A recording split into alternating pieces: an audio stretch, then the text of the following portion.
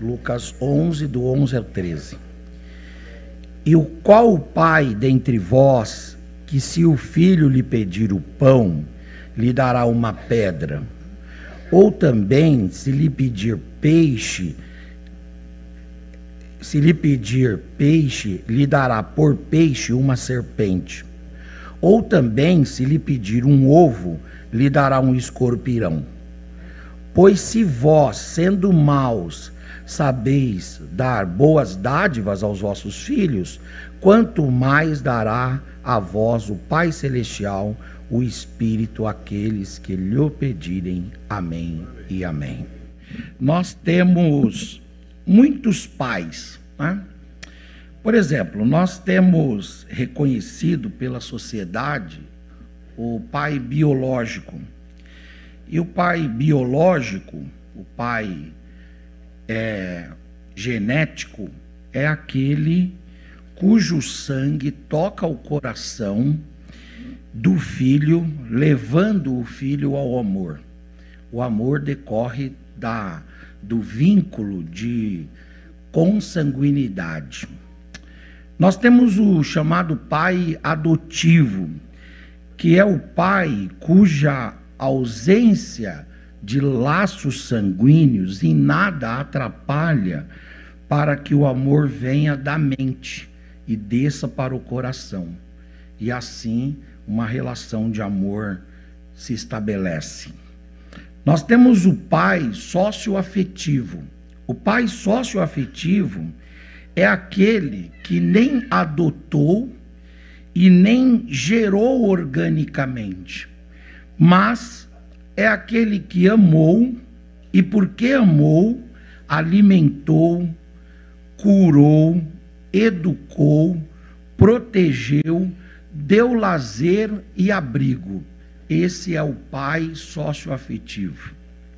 Nós temos o chamado pai oculto. O pai oculto é aquele que doa o material genético e que acaba gerando filhos, mas infelizmente nunca conhece esses filhos. Nós temos o pai que é mãe, porque na verdade é a mãe, mas que por ausência da figura paterna, a mãe ela precisa cumprir as nobres obrigações e os nobres papéis, tanto de pai quanto de mãe. E tem muita mãe que é pai. Nós temos o pai parente. E o pai parente é aquele avô que vira pai. É aquele que cria. É o tio que acompanha a vida toda. É o irmão mais velho que zela como se pai fosse de fato e de verdade. É o pai parente. Nós temos o pai patrão. O pai patrão é aquele cuja relação começa como uma relação normal de trabalho, mas que os vínculos vão transbordando para além da profissão, e esses vínculos se transformam em vínculos tão entranháveis que o filho empregado vai recebendo como se filho fosse, para além do salário. Nós temos o pai Estado. Se é verdade que pai é quem cuida, então o Estado, em certo aspecto, pode ser pai. Ele pode ser pai quando mantém dignamente orfanatos.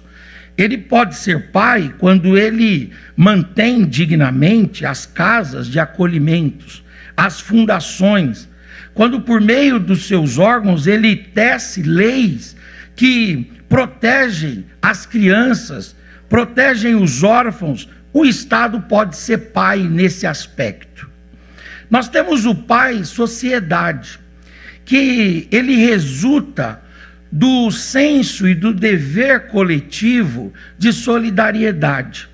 Esse pai, ele está representado em igrejas, em associações, em grupos que mantém casas, mantém abrigos, mantém fundações, mantém orfanatos e mantém, às vezes, crianças sendo cuidadas dentro da própria igreja, dentro de órgãos da sociedade. A sociedade, ela é pai nesse aspecto. Nós temos o Papai Noel. Papai Noel, ele também é pai, só que ele aparece só em dezembro. Durante o ano o filho tem que se virar. E se ele sobreviver bem até 24 de dezembro, no Natal o Papai Noel aparece. E o Papai Noel, ele está no imaginário. Papai Noel está no folclore.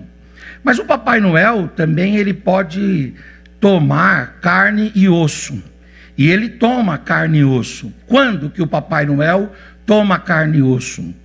Quando alguns escolhem uma cartinha enviada para os correios, pedindo algum presente ou pedindo alguma doação, e aí esse indivíduo de carne e osso compra o presente e manda os correios entregarem.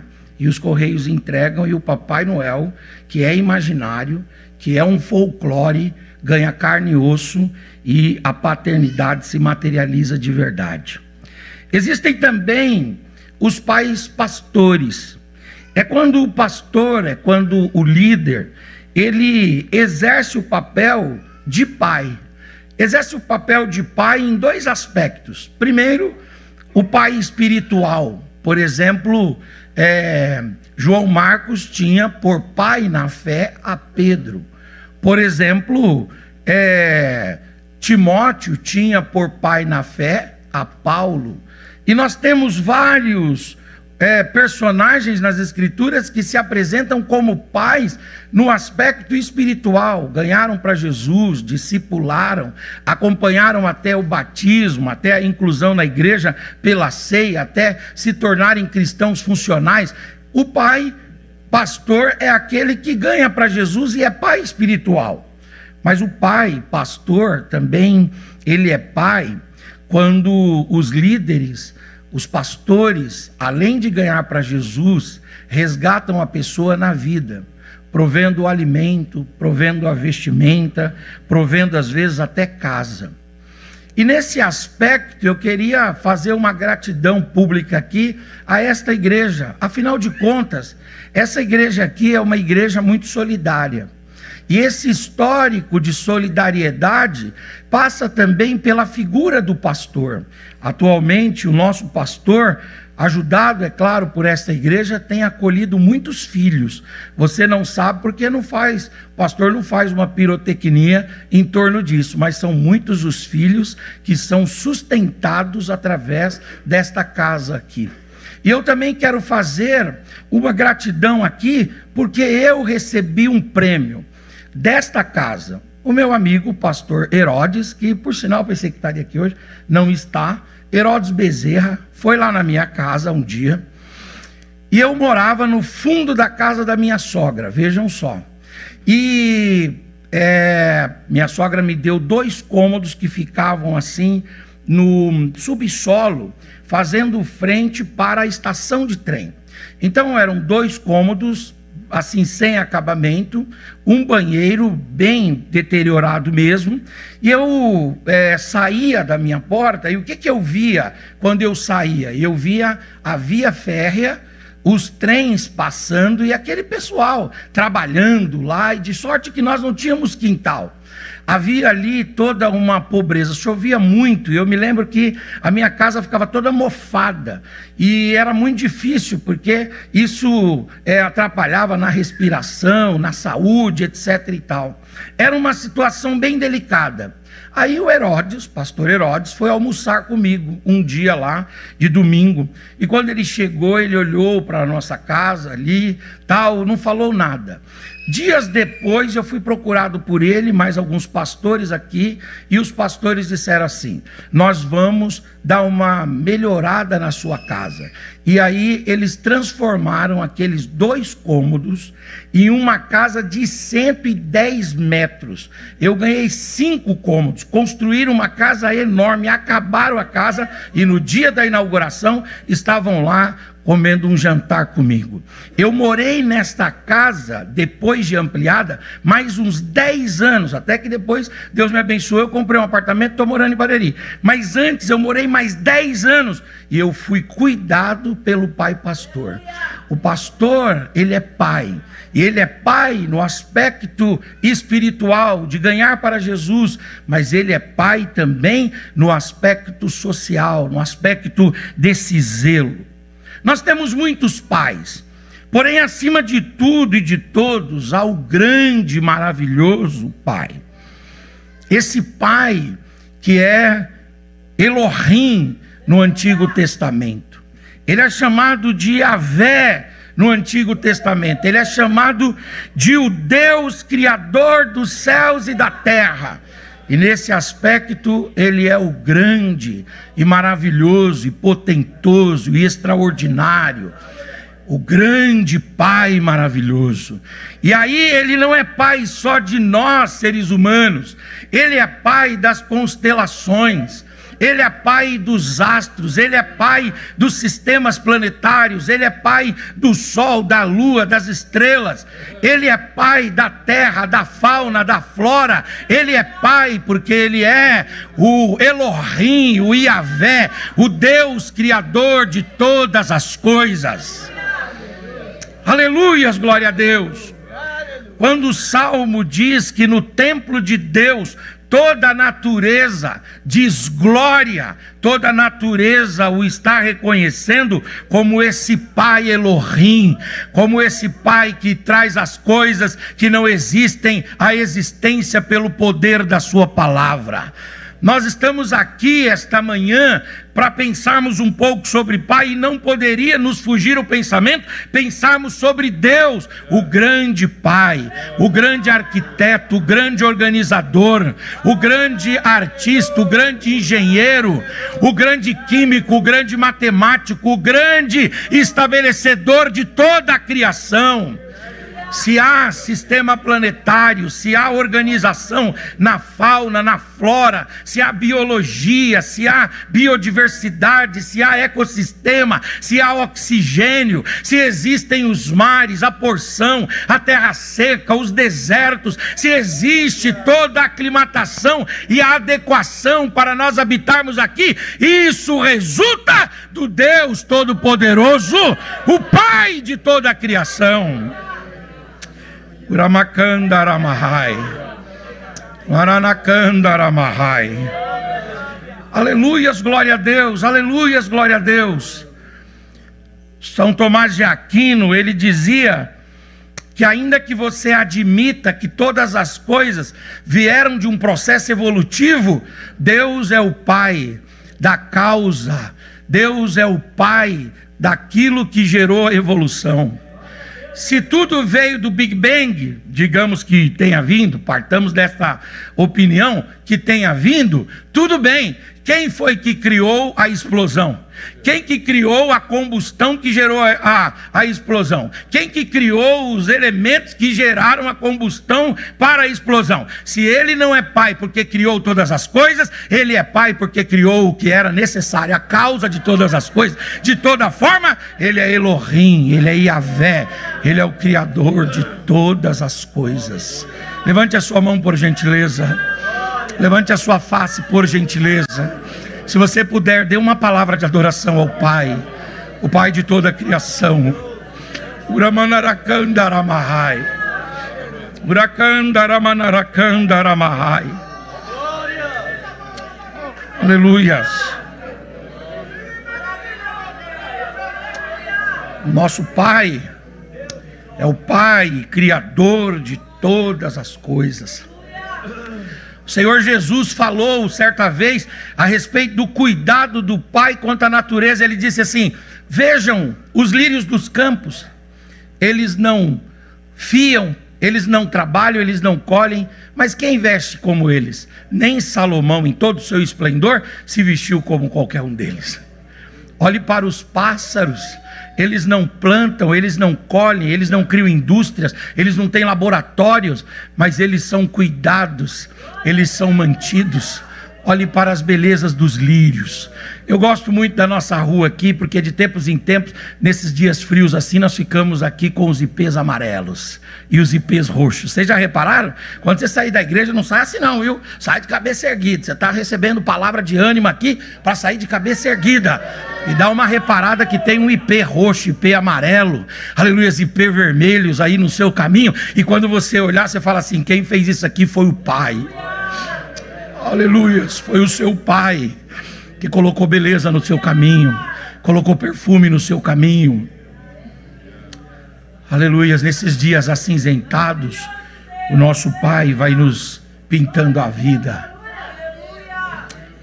Então Deus é Pai no aspecto de ser o Elohim, o Yahvé, o El Shaddai, o Criador e Todo-Poderoso.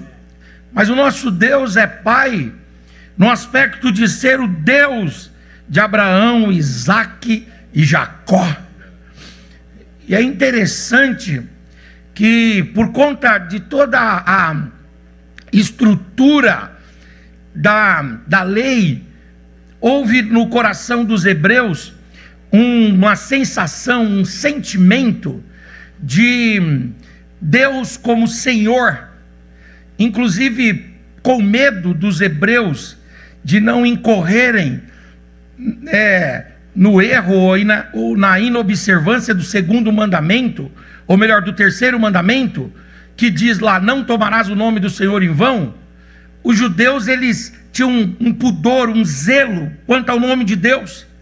Então eles chamavam Deus de Yahvé, chamavam Deus de Elohim, chamavam Deus de Adonai, de El Shaddai. Então havia um zelo pelo nome de Deus. Porque o que diz lá no terceiro mandamento? Não tomarás o nome do Senhor teu Deus em vão.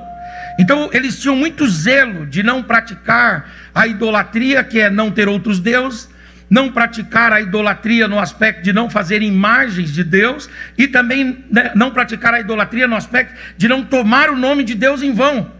E em nome deste zelo pela lei, em nome desta ortodoxia quanto à lei, eles usavam poucas adjetivações para Deus. Mas isso não significa que os judeus não tinham uma consciência clara de que Deus era o Pai deles. Eles desenvolveram ao longo da vida, ao longo da história de Israel, essa consciência. E essa consciência está exposta em muitos versículos do Antigo Testamento, onde hebreus que tinham um pudor no trato com Deus muito grande, e um pudor no trato com o nome de Deus, um zelo, um cuidado no tocante ao nome de Deus muito grande, mas mesmo assim, quando esses hebreus rompiam em alegria, eles mostravam a consciência de Deus como Pai. E um deles é o profeta Isaías. Em Isaías 64:8, Isaías diz: mas agora, ó Senhor, Tu és o nosso Pai, e nós somos apenas o barro, e Tu és o nosso oleiro, e todos nós somos obras da Tua mão. Aleluia. Aqui nós temos uma posição um pouco excepcional do Antigo Testamento, porque o judeu, com medo de não infringir o terceiro mandamento, não colocava muitos títulos em Deus. Mas apesar de não colocar muitos títulos em Deus, os filhos de Abraão, Isaque e Jacó desenvolveram essa consciência de que Deus era Pai. E aí, aqui ou acolá, sejam nos salmos ou nos profetas, em textos muito esporádicos, alguém tomava um pouco mais a iniciativa e dizia: ó grande Deus, Tu és o nosso Pai. É mais ou menos como se eles estivessem dizendo assim: eu sei que pelo zelo da lei eu não posso ficar te chamando de Pai. Eu sei que eu posso ser mal interpretado se eu te chamar de Pai. Eu sei que eu posso até errar teologicamente se eu te chamar de Pai. Mas os seus cuidados paternos estão sobre mim, e eles gritam de forma tão altissonante no meu interior. O zelo do Senhor por mim é algo tão marcante, que mesmo sem querer, aqui ou acolá, escapa o meu reconhecimento de que o Senhor é o meu Pai. Eu sou só barro, o Senhor é o oleiro, e eu sou obra das tuas mãos. Levante a sua mão, por gentileza. Levante a sua face. Levante a sua voz, abra a sua boca e dê uma palavra de adoração ao teu Pai. Tem gente que chama Deus de Pai, mas não tem Deus por Pai no interior. Tem gente que usa o nome de Deus Pai e escreve e faz orações, mas não tem essa consciência de que Deus é Pai. Mas tem gente que não, que nem chama Ele de Pai, mas quando os olhares se trocam, aleluias, fica claro que Ele sabe quem é o Pai dele. Que cada um de nós desenvolva essa consciência judaico-cristã, que é começada lá no Antigo Testamento, de que ainda que você não use a palavra Pai, mas você pode, aleluia, ter certeza de que o cuidado de Deus está sobre você. Aleluias. Quem ama cuida, aleluias. E quem é pai cuida. Então Deus é pai, porque Deus ama e Deus cuida. Deus ama e Deus cuida. Você está vivo é por causa do Pai. Se teve pão na sua mesa hoje é por causa do Pai. Se há uma roupinha para você vestir é por causa do Pai. Se você teve um meio de deslocamento para cá é por causa do Pai. Se a sua motricidade está e a sua coordenação motor está preservada é por causa do Pai. Aleluia. Se você tem seu cônjuge ao seu lado, seus filhos, se você tem seu trabalho, seu ganha-pão, tudo isso é por causa do Pai, o Pai das luzes. O Pai glorioso, o Pai bendito, o Pai que os judeus ousavam chamar de Pai. Aleluias, aleluias. Às vezes o sistema religioso nos cerceia. Às vezes o sistema religioso nos mutila. Às vezes o sistema religioso nos impede de fazer as declarações que o nosso interior clama para fazer. Mas quando Deus rompe em bondade para conosco, nós quebramos os protocolos e fazemos como Isaías fez. Ó Senhor, Tu és o meu Pai. Que os judeus religiosos frios e legalistas não tenham ouvido Isaías, porque isso era muito gravoso para um judeu, tomar partido na linhagem de Deus. Isso era algo muito ousado. No Novo Testamento nós aprendemos com o Senhor e Salvador Jesus Cristo que o nosso Pai Elohim, que o nosso Pai Yahvé, que o nosso Pai El Shaddai, esse Pai distante. Obrigado, pastor. No Novo Testamento nós aprendemos com Jesus que esse Pai, ele ganha contrastes de pessoalidade, de intimidade. Ele ganha marcas de proximidade. E aí Jesus usa uma palavra em grego para falar sobre Pai. E qual é a palavra, aliás, uma palavra aramaica, perdão, para falar sobre Pai. E qual é a palavra que Jesus usa para falar sobre Pai? Porque ele tinha à disposição dele a palavra grega para Pai. Qual é a palavra grega para Pai? Pater. Não é isso? Pater. Pater é pai em grego. Jesus podia usar a palavra pater, pai em grego, mas Jesus não usa a palavra. Sabe qual palavra Jesus usa? A palavra Abba. E o que quer dizer a palavra Abba? A palavra Abba, ela quer dizer o contrário daquilo que Paulo fala em 1 Timóteo 6:1. Porque em 1 Timóteo 6:1, se não me falha a memória, Paulo fala assim: Deus é o Pai das luzes, que habita na luz inacessível. Esse conceito de Deus, o Pai das luzes, que habita na luz inacessível, é um Pai distante, que até manda os suprimentos. É o Pai que paga a pensão, mas que não exerce o direito de visita, ou o direito de convivência, mas que de vez em quando paga a pensão, mas não quer nem ver o filho. Nós advogados aqui, a gente de vez em quando tem que entrar com uma ação, que é uma ação de obrigação de fazer, para que os pais que pagam pensão, mas não visitam, cumpram o dever deles, que foi tratado lá num acordo judicial, de visitar, sob pena de multa astrente. Eu entro com essas ações, de vez em quando eu entro, mas antes de entrar eu notifico. Aí os pais ficam com medo, aí vem: não, eu vou pegar meu filho esse final de semana, doutor, fica tranquilo que agora eu vou regularizar a visita. É o pai que manda a provisão, mas quando é dia assim que ele manda o dinheiro. Mas o filho não quer só dinheiro. O filho quer o quê? Quer a convivência, quer o amor. O filho quer a amizade, o filho quer o exemplo. O filho quer estar junto com o pai. É isso que o Estado, por meio das leis, tem que promover meios para que aconteça, é isso. E aí então, o pater, ele tem a ver com esse pai mais distante, que manda os suprimentos, manda o cuidado, mas não particulariza, não torna íntimo. Mas o Abba não. O Abba é um pai que a gente acorda e a primeira face que a gente vê na manhã é a face dele. É que a gente esbarra por ele na casa. Aleluias, glória a Deus. O Abba é o pai. Jesus falou: quando vocês orarem, orem assim: Pai nosso que estás nos céus. Abba. Aleluia. O apóstolo São Paulo, em outro texto, ele mostra o entendimento disso, quando ele fala assim, que nós podemos chamar Deus de Abba, de pai, pelo espírito de adoção. Então, cada um aqui de nós desenvolvamos essa consciência de que Deus é o pai no aspecto de criação. Sim, ele é pai de todos. Que Deus é o pai de Abraão, Isaac e Jacó? Sim. Mas Deus também é o nosso Abba, é o nosso paizinho. Ele é o seu pai, ele cuida de você. Ele é o pai de nosso Senhor e Salvador Jesus Cristo, que cuidou do nosso Senhor, que zelou pela vida dele. O Abba mostrou muitos cuidados com Jesus Cristo durante a sua vida. Quando Jesus nasceu, aleluias, o pai cuidou dele, trazendo os magos que trouxeram ouro, incenso e mirra. Aquilo foi vendido e financiou uma viagem para o Egito. Jesus morou no Egito 6 anos, e lá na terra estrangeira, distante das cercanias do seu país, o amor do Abba estava sobre ele. Jesus voltou, foi a morar em Nazaré, morou ali mais 24 anos, até 30 anos de idade, o amor do Pai sempre sobre ele.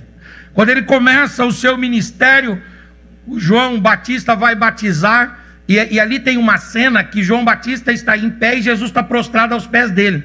E dá a impressão para todo mundo que Jesus é menor do que João, porque João que está na posição de batizador e Jesus na posição de batizando. Aí então, para quem olha, João é superior a Jesus, porque nem todo mundo testemunhou que ele coloca o pessoal, em que João fala: não vem a mim, porque tinha gente distante.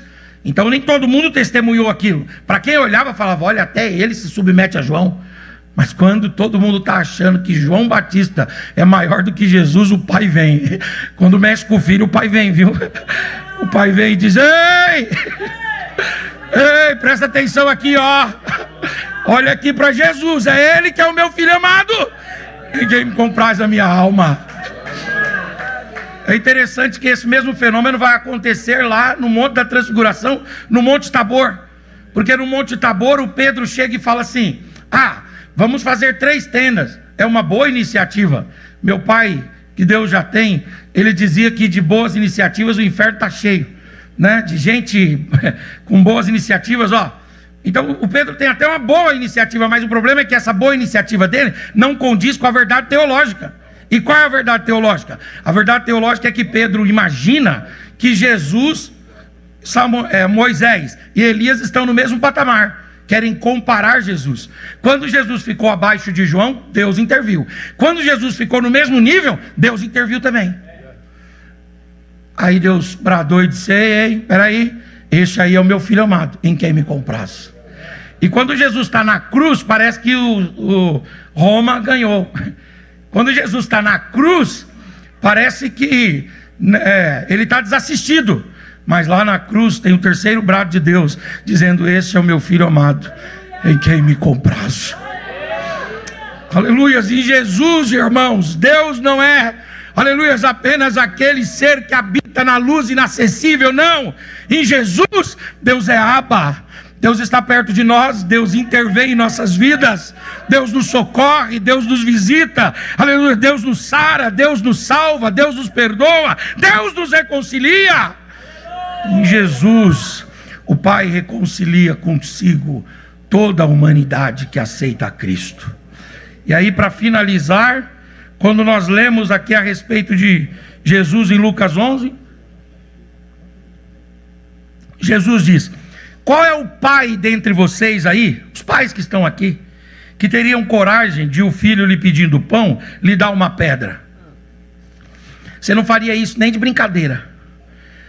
O irmão faz com o outro, pede um pão, você joga uma pedra na mão dele. O irmão brinca com o outro assim. Aliás, lá em casa, de vez em quando, a gente brigava por comida. Eu me lembro que um irmão meu tomou uma garfada na perna por causa de um pedaço de linguiça assim.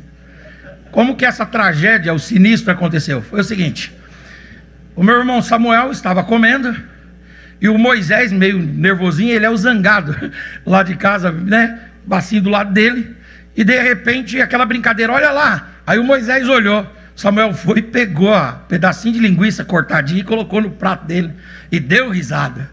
Moisés ficou nervoso quando olhou para o prato, não achou um pedaço de linguiça que tinha outrora estado ali, e olhou e identificou no prato de Samuel. O que o Moisés fez? Pegou o garfo e deu. Samuel saiu, o garfo pegou bem na perna. Um escândalo familiar, um acidente doméstico. Mas o pai, quando vê isso, ele fala: não faz isso com o seu irmão não, respeita o seu irmão. Toda vez que o teu irmão te pedir pão, dá pão para ele, porque um bom pai, se o filho pede pão, ele dá pão, ele nunca dá pedra. Aí outro texto diz assim: ou também se lhe pedir peixe, lhe dará no lugar do peixe uma serpente, ou se pedir um ovo, lhe dará um escorpião. Aí Jesus foi e disse: olha, se vocês são maus, conseguem dar boas dádivas aos vossos filhos, quanto mais o vosso Pai que está nos céus não dará convosco também, ou para vós também, todas as coisas. E aqui Jesus fala uma coisa muito interessante. Ele diz assim: quanto mais o vosso Pai Celestial dará o Espírito Santo àqueles que lhe pedirem. Veja que aqui acontece uma coisa muito interessante, porque o apóstolo São Paulo, lá em Romanos 8, ele fala assim: aquele que nem mesmo seu próprio filho poupou. Ou seja, o filho tinha sido dado. O pai já havia dado para nós o filho, porque ele não poupou o seu filho. Na busca, no desejo de nos salvar e de nos redimir, Deus já havia nos dado o filho. O filho já havia nascido, já havia vivido, estava exercendo o seu ministério, iria morrer, ressuscitar, ser assunto aos céus e estar à direita de Deus Pai intercedendo por nós. O filho se nos deu. Então, aquele que nem mesmo seu próprio filho poupou, antes o entregou por todos nós, Paulo diz. Então o filho foi dado. Agora o filho que foi dado está dizendo assim: olha, eu quero dizer para vocês que as bênçãos de Deus, o Pai de vocês, a bênção do Pai não cessou. Há uma virtude vindo aí, há uma graça maior vindo aí. Se você pediu o Espírito Santo de Deus, acredite nisso. O Pai deu o Filho, o Pai dá o pão diário, mas o Pai dará também o Espírito Santo. O Pai enviará o Consolador, o Pai enviará o Batizador, o Pai enviará dons espirituais, o Pai enviará línguas estranhas, o Pai enviará o dom de profecia, o Pai enviará o dom de maravilhas, cura, fé. Aleluias, glória a Deus. Aqui ele está falando uma mensagem dizendo o seguinte: as bênçãos do Pai nunca cessam. Nós recebemos o cuidado diário, nós recebemos o Filho, nós recebemos agora o Espírito Santo de Deus. Saia daqui cheio do Espírito Santo. Peça ao Espírito Santo para tomar você essa manhã, porque você, aleluias, recebeu esta graça, essa oportunidade, essa bênção do Pai. O Pai nos dará também o Espírito Santo. E o Espírito Santo é aquele que nos convence, é aquele que nos mostra que somos filhos de Deus, e aquele que, como o nosso pastor sempre prega aqui, baseado ali no livro de Efésios, capítulo de número 1, é aquele que é o penhor e a garantia de que as bênçãos não terminam, porque haverá um dia que Ele nos chamará para toda a eternidade. As bênçãos de Deus não acabam, e quando chegarmos na eternidade, as bênçãos do Pai não acabam, porque está profetizado que você vai diante do tribunal de Cristo receber galardão. E quando chegar lá, depois que você receber o galardão, As bênçãos não acabam. Você vai casar com Cristo. Grande é esse mistério, mas você vai casar com Cristo. E não acabam as bênçãos, porque você ainda vai cear com a ceia do Cordeiro. E não acabam as bênçãos, porque você vai reinar com Cristo no reino milenial durante 1000 anos aqui. E não acabam as bênçãos, porque depois você vai assentar com ele no seu trono, conforme Apocalipse 3, 21, e vai julgar até anjos. Paulo diz, não entre em questões pequenas, porque as suas questões são grandes, você vai julgar anjos. Não entre em demandas pequenas, as suas demandas são grandes. E aí depois vai se cumprir o que diz 1 de João 3, 1 a 3. Hoje nós sabemos o que somos. Somos filhos de Deus. O que haveremos de ser, isso nós não sabemos, mas sabemos que as bênçãos não vão parar, porque seremos semelhantes a Ele e o veremos face a face. Que Deus em Cristo nos abençoe. Que o Abba Pai esteja em cada um de nós. Que nesse dia dos pais nós tragamos às nossas memórias os nossos pais. Que nós consigamos reconhecer os pais terrenos, mas que acima de tudo nós compreendamos que temos o Abba Pai. O Abba Pai está com você. Deus em Cristo te abençoe, em nome de Jesus.